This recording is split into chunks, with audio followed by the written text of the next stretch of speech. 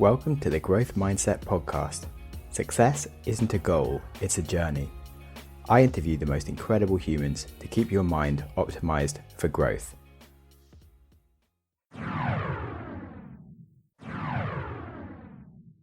Hello and welcome to an episode of the Growth Mindset Podcast. Today we have an amazing show lined up.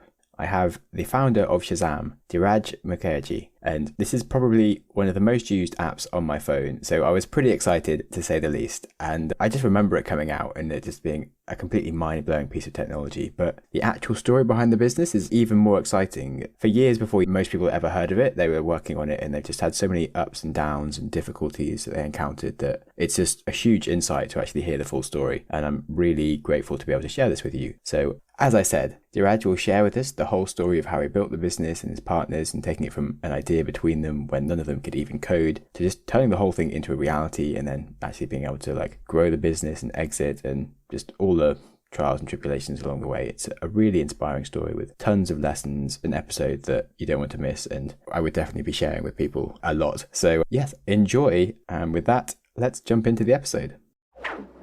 Welcome to another episode of the Growth Mindset Podcast. Today we have Dhiraj Mukherjee. Also, background pronunciation work was not fulfilled. I was listening, but it was quite a few months ago when we first started talking, when I kind of worked out how to say your name, and now I've forgotten. So apologies if I messed that up. I say Dhiraj. Dhiraj Mukherjee. Yeah. Thank you.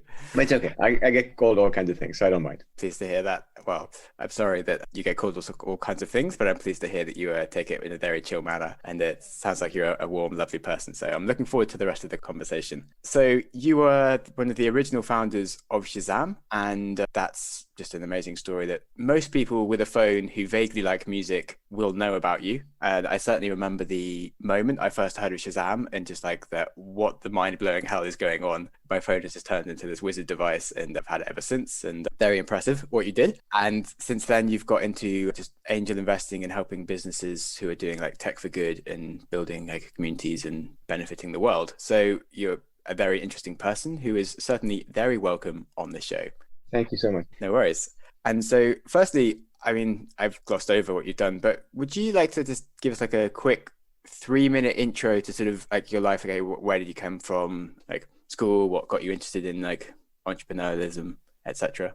Sure. So I'm from India. My dad used to work for Air India, so I grew up all over the place in France and Switzerland and Singapore and Japan. So it was a big kind of hodgepodge in terms of family background. And I ended up in the United States for university. I was at Dartmouth College on the East Coast and ended up working for Bain, which is a strategy consulting firm. So I didn't have any entrepreneurial background as such, but I just wanted to go to business school where the sun shines in California. So I ended up at Stanford in 1995, which was just when the internet was starting up, and all around there was a huge buzz of excitement about this new technology and all the opportunities, and everyone and their dog wanted to be an entrepreneur. So I just jumped on that bandwagon, and that's how I ended up being an entrepreneur. Nice. I've literally just been writing a blog around how where you go to uni and where you're around sort of affects the rest of your life, and if you're around people that are kind of getting into something, you're sort of probably going to be in that area versus something else. Complete tangent. Let's not go down that. Interesting though.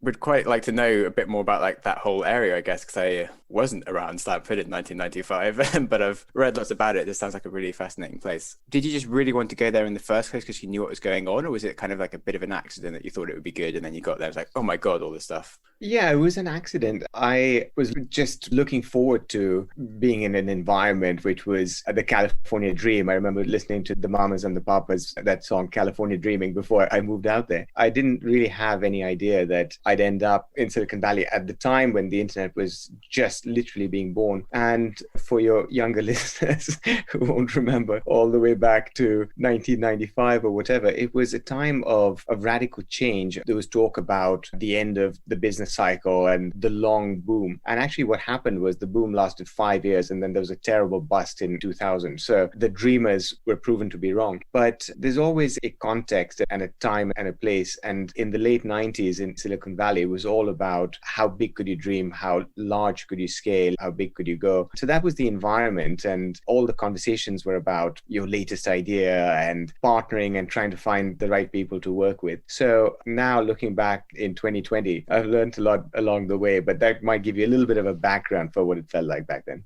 Cool. Certainly sounds like a really, really exciting place to be. And I mean, I was 5 at the time. So, when you're really young and you don't really appreciate anything that's changing, you kind of just think it's constant. And around like 2000, my dad was involved in a lot of like Millennium Bug stuff. And that's when I started kind of getting a bit aware of like the world and things. But yeah, that sounds really, really interesting. And I guess like now, it sort of does feel like there's lots of change going on. And you feel like, oh, the world's going to be so different compared to like what it was, which I guess it is. But also you kind of forget like how much things have always been changing in that sense. Yeah, it's interesting. Silicon Valley still is unique in terms of the concentration of engineers and venture capitalists and dreamers and PR people helping companies go big. But I see a lot more entrepreneurial ecosystems all around the world, and certainly here in London and the UK, there's a really strong one, and around the world, really. So when we started Shazam in 2000, it was still sort of a fringe occupation or a fringe career. And it's not the case at all. I think being an entrepreneur today, there's a lot more kind of support systems and fellow travelers around.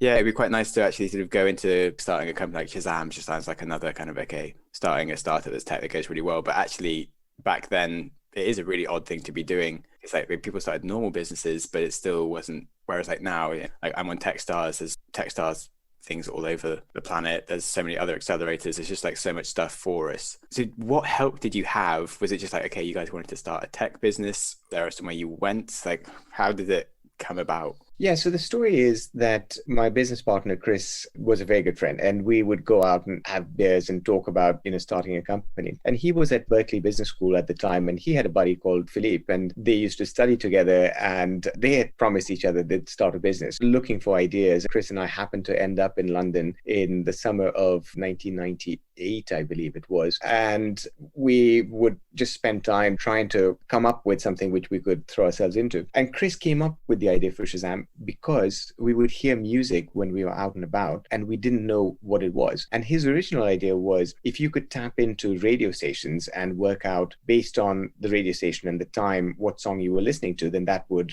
scratch that particular itch. And he was thinking about what would be better than that. And as he thought about it, he thought, hey, if you could use your mobile phone to identify any song, not just on the radio, it could be in a bar or club or pub, then that would kill that radio idea. And that's how the idea for Shazam was born. The problem is, it was, by the way, the first good idea that we had. Everything else was rubbish. And the problem was that we were not technical. We were 3 MBAs. We didn't have any engineers on the team. We didn't know the first thing about the science involved. We were so clueless. We didn't even know what domain of science it was, let alone, how to get started. And then there's a whole bunch of other challenges around getting hold of the music that we wanted to identify. So we were like in startup kindergarten. Yeah, wow. Interesting. Because I had the idea for my current tech business, I think like 8 years ago, but I wasn't technical and I was running a different business anyway, which was kind of like Deliveroo, but I ended up selling it because I couldn't take it to the next step because I wasn't technical and didn't really have the confidence back then as like a 20-year-old to really sort of raise investment and sort of pay a bunch of people to do this idea. This is like a next level tech idea that you've got. How could you even validate that it was possible and like know who to pay? And there's lots of questions I'm sure you can kind of unpack.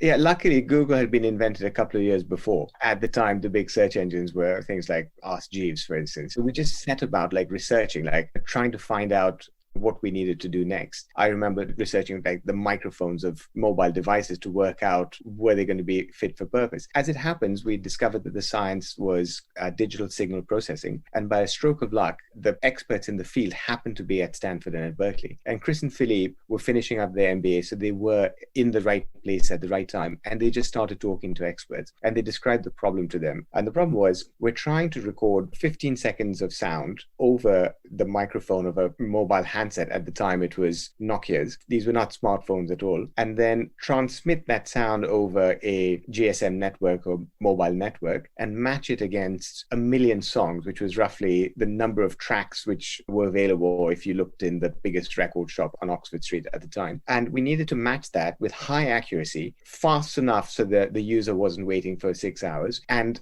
let the user know the name of the song and the artist. But all of this at an economic cost so we could build a big business and live the dream. Now, the people we spoke to who were for the most part, guys with PhDs, they're like, you guys are nuts. It can't be done. It's not within the known science. But my business partners don't take no for an answer very well. So they kept pounding the pavement, knocking on doors, asking people, and eventually spoke to Professor Julius Smith, who is the head of Stanford's Center for Computer Research in Music and Acoustics. And Dr. Smith had developed technology, for instance, which could identify the sound of a submarine in the water just by the noise of the propeller, which was not audible to the human ear. So he felt that if that was achievable, then this music recognition idea we'd come up with should be feasible. And so Chris and Philippe asked him, they said, who is the best PhD student that you've worked with in the last 25 years? And Professor Smith said, Dr. Avery Wang. And we still have a piece of paper where they wrote that name down and circled it 5 times. And they hunted down Dr. Avery Wang and brought him on board as our 4th co-founder. Wow. Well, how did the conversation with Avery go? Like, okay, we want to do this nuts thing. You can like build it and become a co-founder. Was it super simple of like, they were up for that? No, not at all. So they emailed him. He read the email, said these a couple of nutters and just deleted it. So because they don't take no for an answer, then they emailed Professor Smith and then got an introduction. So this time Avery met with them and they explained the situation to him. And Avery started thinking about it. All the other experts had thrown them out. But because Avery started applying his mind to it, they knew he was the man. So they basically twisted his arm until he yielded and decided to join us just because of the challenge as much as anything else, and promptly found himself locked in his basement. And we said, look, time is tight. How about 3 months? If you can invent this, breakthrough technology, that would be awesome. So we can get on with this startup thing. Wow. It's a good timeline. That's awesome.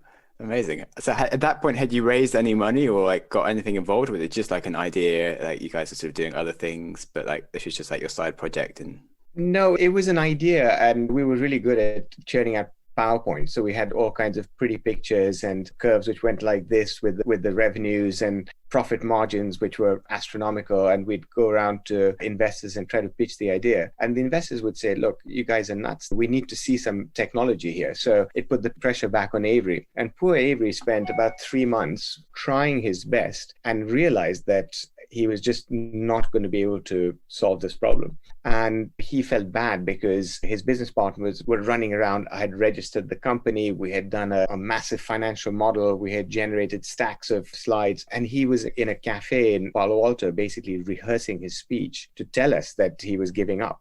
And when he was there, he had a breakthrough. He was just mulling this over and he went back to his lab and tried it. And amazingly, bingo, he was able to find a breakthrough to this really, really complicated problem. And we were able to put a demo together. And in the summer of 2000, we raised $1 million on the back of the idea and the demo.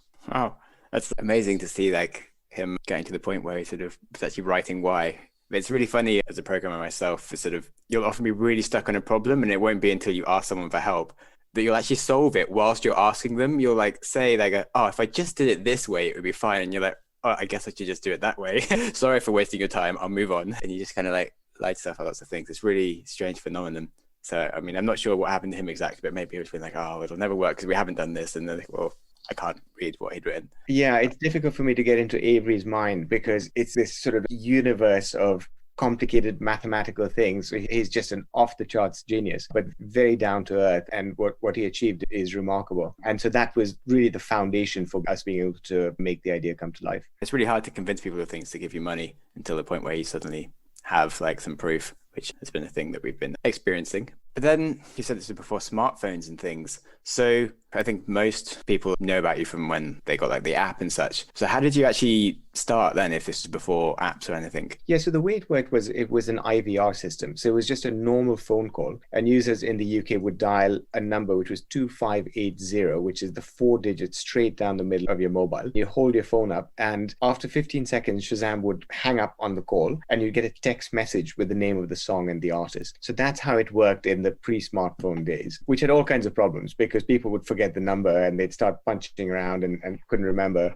or the text message would go missing. They'd swear at us. And it was the best we could do at the time. But yeah, things got much better once smartphones came along. At the point when you then like received investment, was it just like super relieving? Was it like super stressful? Like, crap, we've got to actually sort of make this thing into like a huge business now. What was your like initial like feelings? The first 3 or 4 months, we had the wind in our sails because it was still the boom time. And we went out and we hunted down these amazing angels who were either experts in the music business or in the mobile domain or these technologies, sort of like pioneers. We did the pitch, we took their checks, we banked it, and we had a great time. And we felt that we were living the dream. In the summer of 2000, things changed because that's when the internet bubble burst. And what happened was that the NASDAQ index came down by about 70%. Investors realized that they were just throwing their money behind all these ideas, which were never going to make it. And then the environment became really tough. And what was even worse than that was in September 2001 was the Twin Towers attack, and that put a further damper on business. So there's a giant contraction of the economy. Funding for startups just dried up. There were dead startups left, right, and center. And we were there stuck. We had left our jobs. My old company went bust a year after I left. So there was no going back. We had raised this money. We had hired the team. The only way was forward. And that's when we realized, oh my goodness, this is not just fun and games anymore.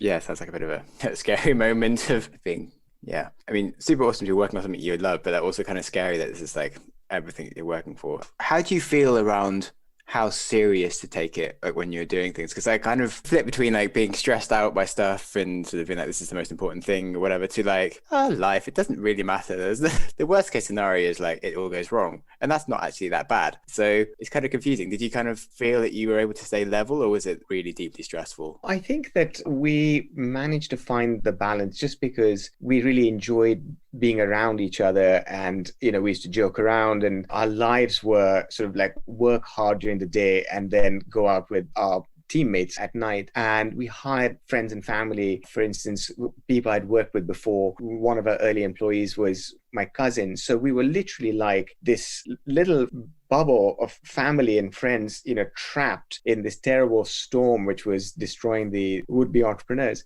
And, we did our best. I'm not going to say it wasn't stressful, but it was positive stress. We did whatever we could to get the money that we needed, whatever we could to hire the people so we could, bring this to market, because we knew that if we had to switch the lights off, it would be our closest friends we'd be, letting go. And so it was definitely not a walk in the park, but we tried our best to keep moving forward, keep making things happen. That's good to hear. Yeah, I personally get stressed out when I don't have stress. If that makes sense, as in that I kind of like to have the sort of the momentum of doing things like slightly outside of my comfort zone and always sort of challenging. And it means that you kind of constantly have a reason to like work a bit later or try harder and do more. And on the subject of stress, you mentioned like it was hard to get people to remember the numbers and these things and like everything was just quite difficult before apps. I don't know what your vision of the future was like, that there would be smartphones soon and that like it would be easy for things to be. So I don't know if you planned for that in the long run, or was it like, okay, we're always just going to have the technology like this as far as you're aware? And was it difficult to get traction just the way that you were doing it to start with? Yeah, so the mobile phone was relatively new. They'd been around for 4 or 5 years. There wasn't mass adoption yet, but we could see that it would become a commonplace device. And I remember reading a report which was 300 pages on the future of the mobile. So we could look ahead and anticipate what the smartphone might do. It was the really early days of being able to access the internet on your phone, which was really slow and clunky and didn't work 95% of the time. What we didn't know was how long it would take, and it took much longer than we had expected. And what we didn't anticipate was the App Store and the advent of the apps, which today we more or less take for granted. So to a certain extent, we were kind of placing a bet on smartphones and the ubiquity of being able to access information. But the service at launch, we knew was going to be a very simple kind of service. It was the best we could do at the time. And even the text message with the name of the song and the artist, that was a billing mechanism. Text messages were not that common. And the reverse charge text message, which basically charged the customer for receiving the information and then we'd get a slice of the revenue, was brand new. Cool. That's kind of exciting. But yeah, it's a very interesting bet to be placing around.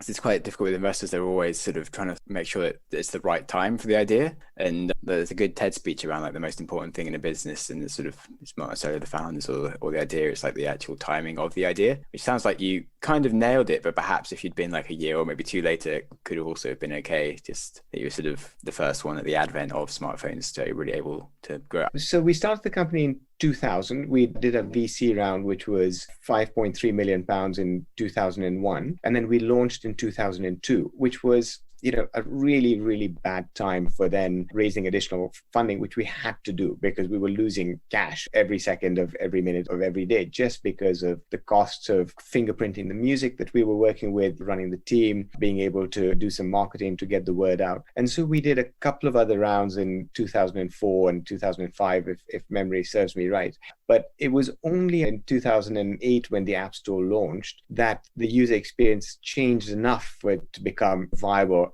as a business. So we had the advantage of being in the market and learning from our mistakes and working out what it took to actually grow this business. But it was a long and lonely, scary time for several years.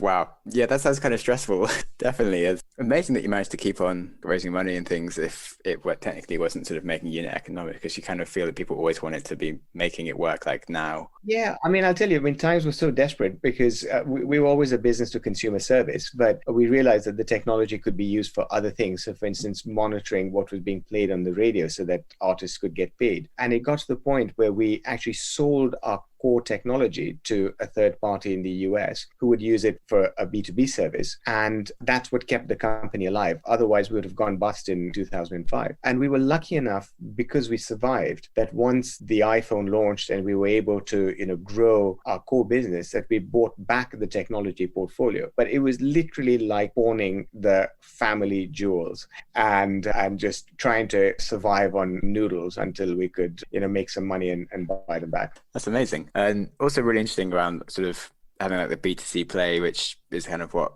I've got going on, but like being able to find sort of B2B aspects of that to actually sort of keep the lights on, because it does seem like generally a lot easier to get investment in B2B because people, you can see that, okay, I know who the person that's going to give the money and like if it will work. Whereas with B2C, you kind of just rely on somehow reaching scale after some magic has happened with product market fit, which often doesn't happen. So I was having a discussion with my co-founders yesterday around like at what point we'd start paying ourselves more and these kind of things. So after you raise $1 million, that sounds like a lot of money. Can you kind of tell me about at what levels you paid yourself along with the different rounds of how much money you raised? Because after like raising 5 million, we're like, okay, well, we'll probably be on like 100 grand each because of it. It seems a bit weird if we're not, but would that be a bad? I don't know.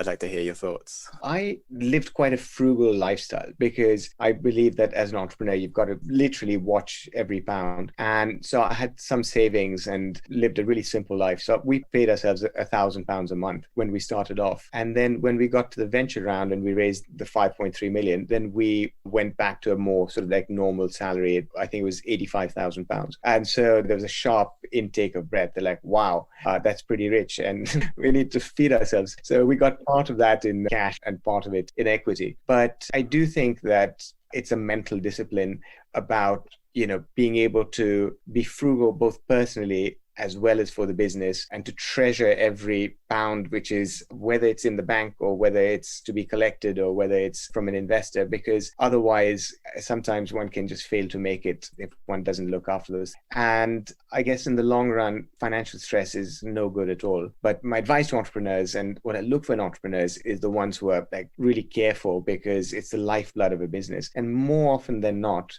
you'll find that you're short of cash rather than have plenty of cash. So it helps to have that mindset, in my view. Thanks. I literally paid myself for the first time this month after not having a job for a year and a half, which was fun. And I generally try to be kind of frugal with things, but also not too frugal, because it's kind of confusing, as in like you do need to spend money to make money, which is why VCs give you money in the first place. And you don't want to waste time as such by not spending enough money. And it's a really interesting act to play. Yeah, and also like the hiring decisions are like, okay, maybe you really like someone and you'd love to give them the opportunity, but can you afford to give them the opportunity, which is where I'm now stuck, as in we actually have to let our first person go, which is really sad. And it's definitely a lot of lessons there. Did you have many issues with hiring as you were going along, or in like hiring the wrong people and having to fire people? We had a fantastic recruiter and we had to build the team really quickly. So we were up to 70 people by the time we launched. So we hired lots and lots of people. We were lucky because the core was friends and family. So people we had, worked with before and worked alongside. And that helped to set the culture as well as a quality bar. But we made mistakes, and letting people go is always tough. What was really tough as well is we had a couple of rounds of layoffs just because we didn't have enough investment. And that's when we let people go who we really wanted to keep, including some really close personal friends who went through a very difficult time. It was not a good time to be without a job. The bottom line is that, one is going to make mistakes, and it's always difficult to know. But for us, what we tried to do was to always keep the quality bar as high as possible, because if you've got quality around you, then that makes a really big difference. And we tried our best to tell the best story possible to investors, to keep them on board, to keep those checks flowing so we could keep building that business. So we tried our best not to compromise on quality. And I'm still good friends with many people that I worked with 20 years ago who are amazing and brilliant and interesting, and went on to fantastic careers after Shazam as well. And I look back and I think there's no way we would have made it without those people. We were in a really fortunate position because times were so tough that we got some fantastic people at great salaries, and that carried us through the tough times. Yeah, that's cool. You may have heard about Feels CBD, but let me tell you why I love it. It's a great and natural way to relieve chronic pain, stress, and anxiety. It's a premium CBD delivered direct to your door, and it's easy to take with a few drops under the tongue, and you're good to go. And as a full-time CEO of a cash-strapped startup, I'm trying to do a million things at once, and I experience a good level of stress every day, and Feels helps me ride the waves, getting regular sleep, which I think is the most important thing to just keep your sanity and your health in check. So Feels helps you just have a natural night of sleep and wake up feeling great. They have a support hotline with real humans, and remember that it does work naturally with no high or hangover or addiction. You can join their membership to save money on every order, and if you sign up now at feels.com/growth, you'll get 50% off your first order with free shipping. Now that's Feels, which is FEALS.com/growth to become a member now with 50% off and free shipping. Feels.com/growth. So one thing is okay, how did you scale up to 70 people so fast without things going wrong on culture? You spoke about actually getting the right people, but and managing, because of even getting the team to 8 people, I've been just learning so much around making sure everyone is working from the same page and knows what they're doing, etc. So yeah, can you elaborate? So after business school, I joined an internet consulting firm called Viant, which was based in San Francisco. When I joined, they had 100 employees, and we were helping big companies build digital businesses on the internet. So work out what their strategy was going to be, come up with an idea, build it, launch it, and grow it. With that company, we went from 100 employees to 1,000 in the space of 3 years. So it was real hypergrowth. And what I learned from that is, how do you scale a business? How do you scale an operation? And it's about coming up with processes which make sense and which can be replicated, so everybody knows exactly what they're doing. And that experience helped me to think about and build the same kinds of processes. And we borrowed those methods, which is how do you interview at scale and build consensus so the people involved in the interview process have a similar criteria, a process which everyone understands, it's collaborative, and then when you get a candidate, then they are bought into the culture and the way we do things. And what's amazing is that even now I use those skills and those learnings from 20 years ago. Unfortunately, Viant didn't make it because once the internet boom fell off the cliff, they just weren't able to keep the business alive. So even very successful, fantastic people can have that moment where you just hit the roadblocks and you just don't make it. So fortunate to be here to tell you the story of Shazam, but there's so many things which could have gone wrong, and we'd be a footnote in history. But that was where we got some of the thoughts about scaling, having been through it and seen it a Silicon Valley style before we started Shazam. Cool. So I guess one question you always is actually, could you remember what was the worst sort of moment where you sort of thought, oh, everything's going to fail, we're never going to make it, we're going to run out of money, or you're going to get sued? Was there a really low time at some point? Yeah, I think the worst time was when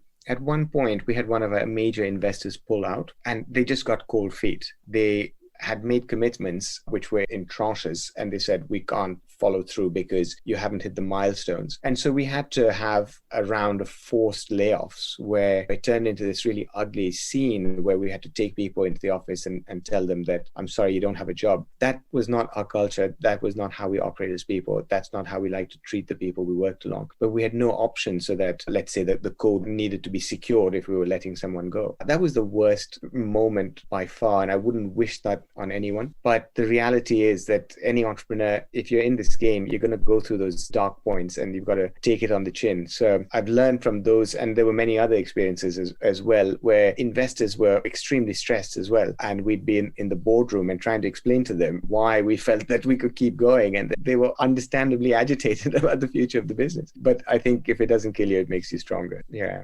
Yeah, 100% it's the good mentality. Do you feel like in some ways it was possibly good for the business, like something good came out of doing that? Or would that be a hard one to explain? I definitely think that business which goes through the pain which we did early on is much more resilient. So when you're in a survival situation, that builds your character. And that I would wish on the generation of entrepreneurs, such as yourself, having survived this year and looking to next year, which is also full of uncertainty. I think the mental habits and the mindset that creates can only be helpful throughout the life of the business. I'm not saying no pain, no gain, but that pain can definitely be constructive. Yeah. I really felt that way, as in both businesses and like my actual personal like body have nearly died a few times, and it's really changed my perspective on the world, which I've really enjoyed. Like in the moment, maybe the business side I didn't like so much, but it's kind of got to the point when I kind of get excited when everything's going wrong, because I'm like, I know it's going to work out and whatever's wrong is not forever, and that I'm going to be learning things. So I almost like don't feel as much of the pain that's there, because it's kind of already acknowledging that there'll be benefits as well at the same time. So I'm kind of just like trying to just think about that bit, which has been really helpful. That's right. And the world doesn't stand still. It changes so much. There's so many sort of opportunities which emerge from a world of pain. So I think 2020 has been a very painful year, but lots of good things are coming out of it. And having kind of endured that and survived it, then I think it just kind of opens minds to possibilities. And what might have been a survival strategy then becomes a new business, for instance. So yeah, I definitely believe that being able to ride it out is invaluable. Yeah, 100% agreed. Cool. Okay, so the point where like mobile phones come out and like the iPhone, was it like, oh my God, this is perfect? Was that the point where investors were sort of finally a little bit less scared about things and things took off? Or one of the most exciting moments, I guess, was when the App Store had launched and Shazam, the brand new shiny app, was available for download. And then Apple did a bunch of advertising because users didn't know what an app was. They said, hey, for example, you can use your phone to identify music. And customers were like, really? They're like, yep. Well, they didn't say that, but the ad explained that you could use your mobile to do that. And then the app was climbing in the charts, and it made it to number 2, which was this incredible moment where we're like, this is it. The world really gets what we were trying to do. From that point to the point we exited the business took another 10 years. So overnight success definitely didn't work out for us. But so there was lots and lots of adventures and misadventures from that moment. But the reality is that once the word spread and once people started using it, it felt like a lot of that pressure was eased, and we could now start seeing going up rather than head down, like trudging through treacle, So yeah. So I guess you felt more like in the right place at the right time, or like at least other people recognize that, maybe? I think it's more that we found the platform which could then build the word of mouth, which we had always envisaged. We just didn't have the deep pockets to do the marketing. And we had this idea in our head that would be like this magical moment where you go, what is that sound? Oh, this is really annoying me. And then you find out and you go, I feel so much better. So we were able to, spread that little moment of magic to many more people. And then they could tell their friends and share the experience, etc. So it was our own pain. We're like, what is that song? And being able to make that pain go away. As an aside, there's a TV show called Beat Shazam, which was being filmed in Hollywood a couple of years ago, where they had contestants and you've got to try to beat the machine. And they scouted and found these people all over the country who were brilliant at music, and they'd play like an obscure little bit of a song, and within 2 seconds, the teams would nail it. And Chris and I are sitting there in the audience looking at each other going, what's that song? I don't know. You tell me. Nothing had changed. We were still as useless as before. Yeah, that's really funny.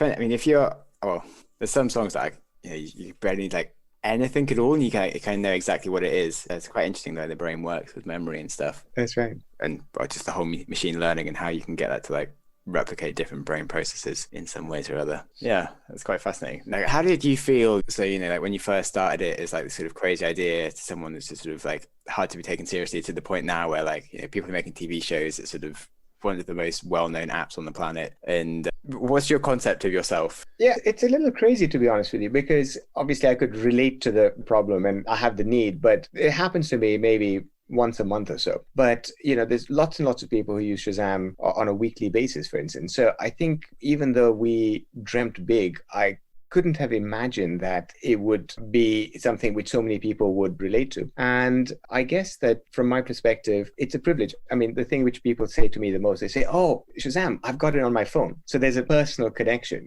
and it's more than I could have dreamt. My kids use it. My kids' friends use it. It's fantastic. But the reality is that it's not something which doesn't help to save the planet. So I take the opportunity to be able to invest my time, or in some cases my money, to help entrepreneurs who are going through this ups and downs, which I'm very familiar with, but to do something which kind of gives back and adds value to society. So yeah, it's a huge privilege which I don't take for granted. That's really nice to hear. Yeah, because I just like that kind of identity thing. It's a bit funny one, like as a CEO, is I'm trying to take myself seriously and talk about things, but we've been talking about like certain office policies and stuff as if we're like 3 years down the line and raise tons of money. It's like, well, come on, which is like a team of 8 people who all know each other, like which is a bunch of mates. We don't need to maybe be so serious about stuff.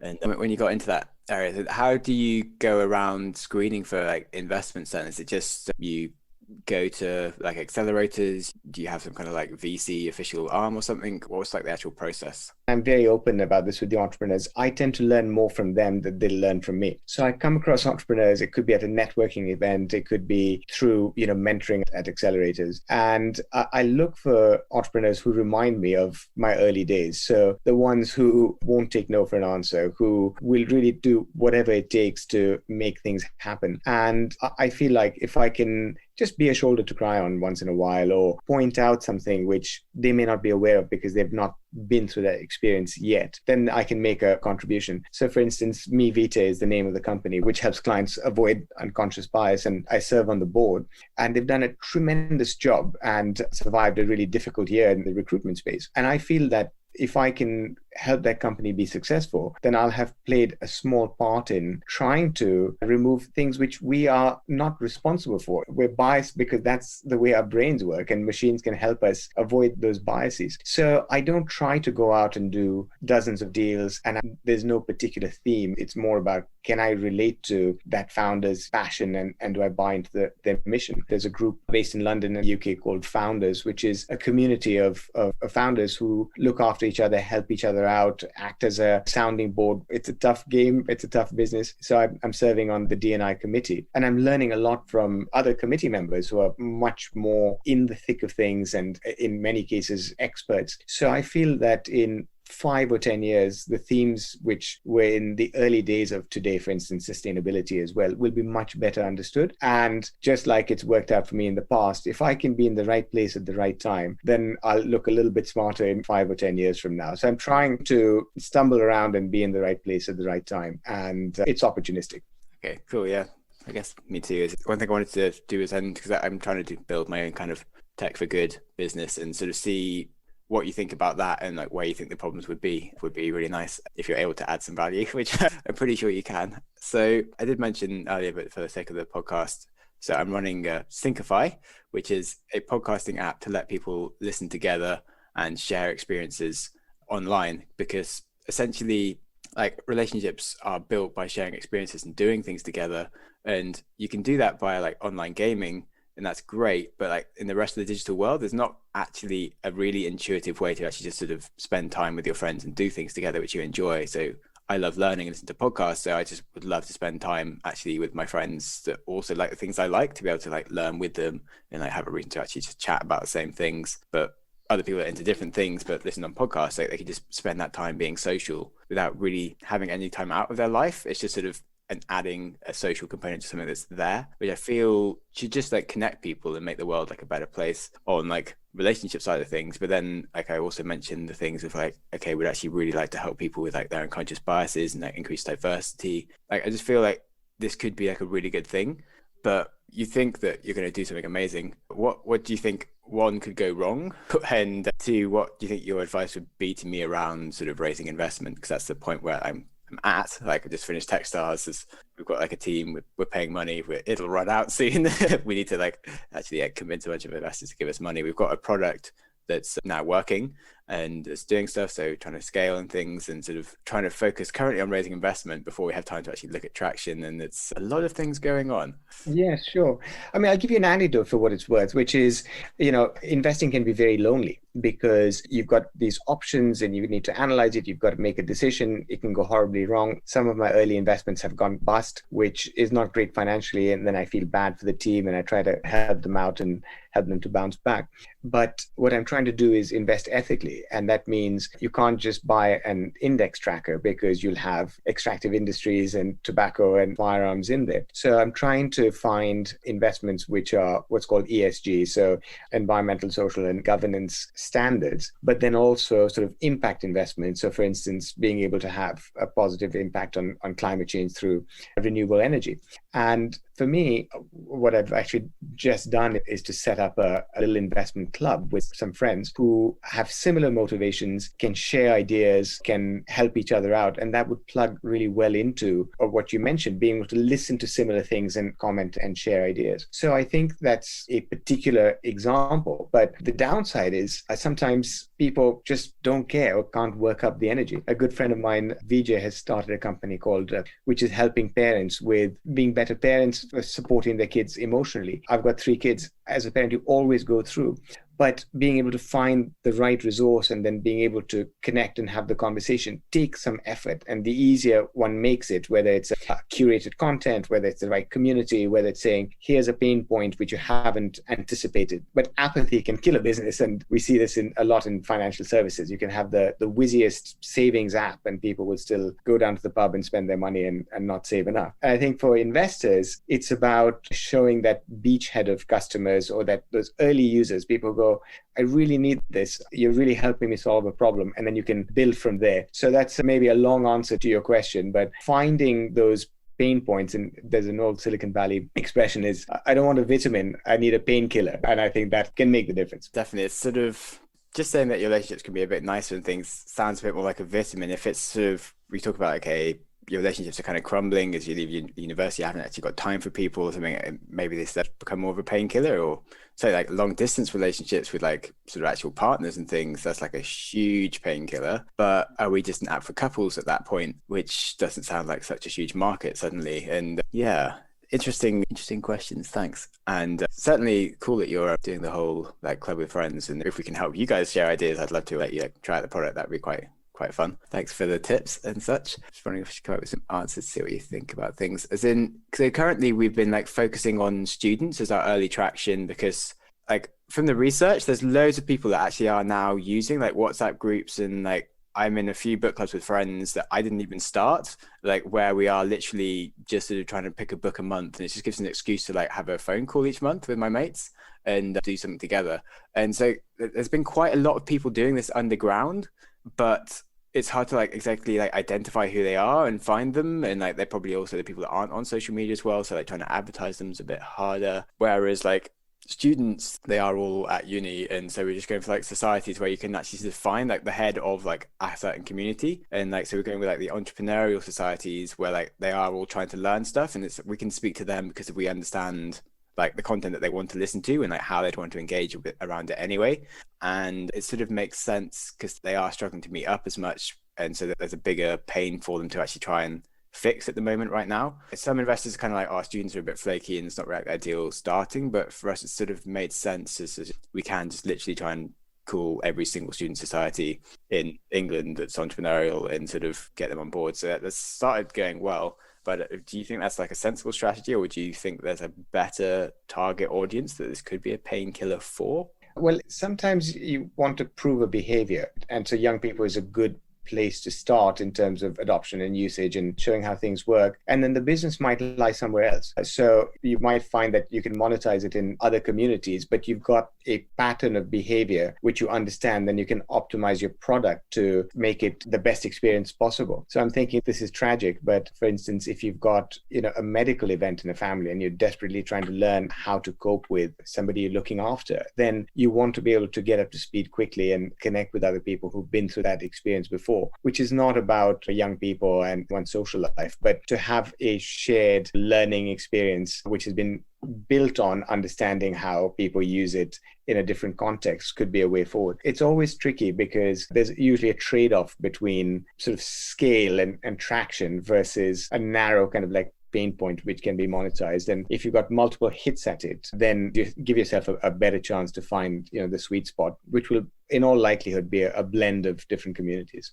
Yeah, that was really interesting. And yeah, definitely a painkiller for those people who are just trying to learn things super fast. And I mean, my initial thought was like, okay, to people in my area of just like running a startup, because we are trying to learn really fast, and you listen to lots of good things relevant to you that you want your co-founders to understand. And so I've been listening to stuff and like syncifying with my co-founders and like recording a podcast about it, where we sort of will listen to something that's relevant to us and then actually sort of share the conversation. But it definitely has made us much more aligned and helps us with a lot of the problems that we've trying to be making decisions on. And it's quite frustrating when, let's say, one of you listens to something and then you want to like implement the policy, but other people don't really understand it why, or like you actually spend the whole meeting trying to explain what the thing is that you learned rather than then like doing the thing. Whereas if you've all like listened to the same thing, you kind of arrive with the shared knowledge and then you kind of just move straight onto the action of how to implement it.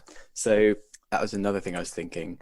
But again, whereas like, hey, just getting a whole lot of startups and like maybe some of them listen to podcasts and things, or it was a bit harder to implement than the student side of things. One more example. This is an idea which I got from my brother Mohit, who's at the University of Peace in Costa Rica. He comes up with a one-word New Year's resolution. And so my one word for next year is wellness. And that's to try to better understand things like nutrition, looking after kind of like one's physical and mental health. Again, it's meant to be a big tent.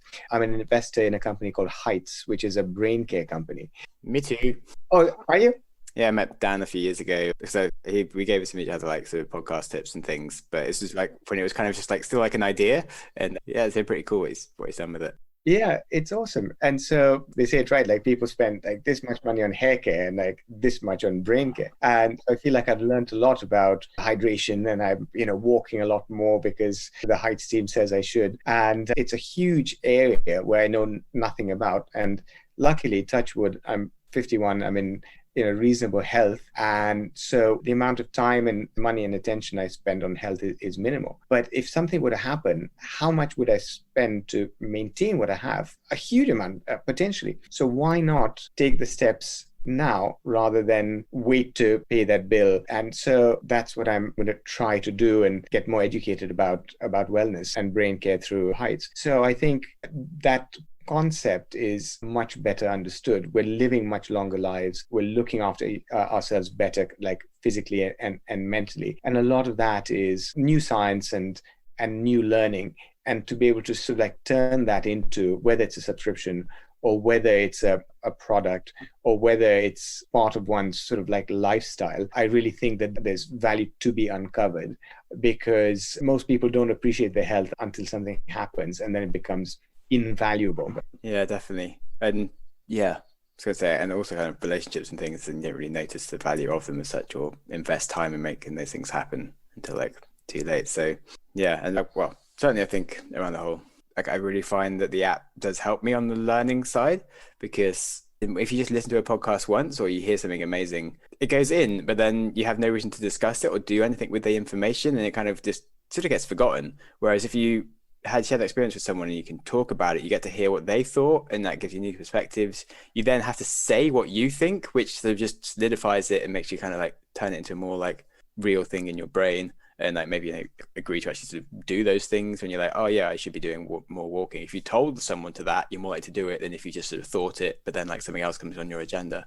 Yeah, I think that's exactly right. So we've got a lockdown puppy called Charlie who drags me out every day for a walk, and I keep thinking I wasn't looking forward to tramping around Clapham Common in my wellies in December, but I'm thinking, hey, this is good for my brain, so enjoying the fresh air. So thanks to Charlie, I'm actually taking some action to work on my next year's New Year resolution. Cool. It's good to hear. Nice. So did you say you had to run? I'd better go, yes, because I've got a call coming up, but hopefully you've got enough. Oh, yeah. Yes, this has been great. Thanks so much. And yeah, it's been so nice speaking to you. All right. Take care now. You too. Great to talk. Bye for now. Bye.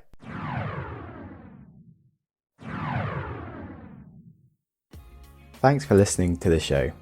If you have any questions, please reach out to me through the website at growthmindsetpodcast.com. I do love talking to listeners. You can support us on Patreon or by leaving a review on iTunes or telling a friend about us. But mostly, keep learning and keep growing.